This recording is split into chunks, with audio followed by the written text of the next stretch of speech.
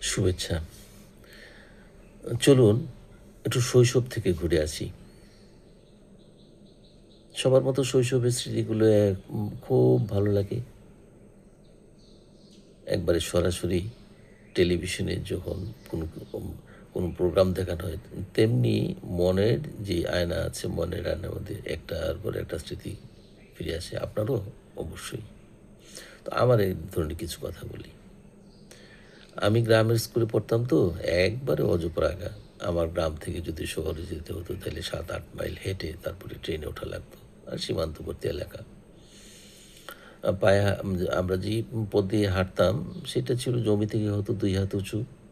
খাল পাড় দিয়ে যে মানে পূর্ব দিকে আ সে ৫-৬ মাইল হেঁটে তারপরে গিয়ে ট্রেনে ওঠা লাগতো আরকি। তো যাই হোক, আমি আমার স্কুলের এবং শিক্ষকদের কথা বলি। আমি যে স্কুলে পড়তাম সেটা ছিল অ্যাটাচড প্রাইমারি স্কুল, মানে হাই স্কুলের সাথে অ্যাটাচড করা ছিল। ৩ ভিটা ৩ টা ঘর।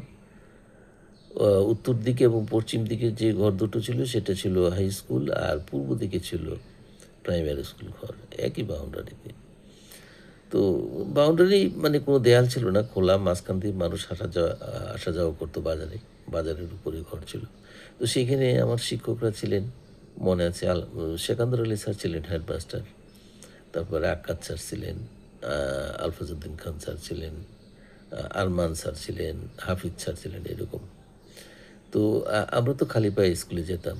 এই কুয়াশার মধ্যে, কুয়াশার মধ্যে শীতের কুয়াশা। এই যে পায়ের পাতা ভিজে থাকতো এবং পায়ের পাতার মধ্যে যে শীতকালের আ কাদা হয়ে থাকতো, সেই কাদাগুলো লেগে থাকতো। আমরা স্কুলে যেতাম। আমাদের স্যাররা কিন্তু, সেকান্দর স্যার ওই প্লাস্টিকের একজোড়া আ জুতা ছিল।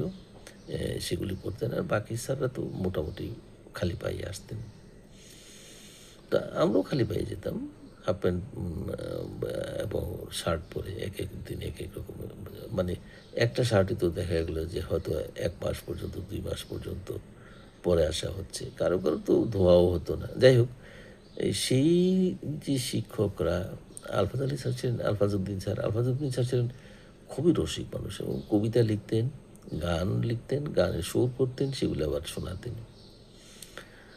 এবং আরমান স্যার ছিলেন খুবই কড়া মানুষ। এদিক থেকে ওদিক হওয়ার মতো অবস্থা ছিল না। নামাজের রোজা একদম পাক্কা। শিক্ষার্থীদেরকেও তিনি চেষ্টা করতেন সেদিকে নেওয়ার জন্য। যাই হোক, তাদের এই আ স্নেহ এবং শিক্ষা পেয়ে দীর্ঘদিন মানে আ থাকছি ঢাকায়। বহুদিন, বহু বছর। তো ঢাকায় আসার পরও না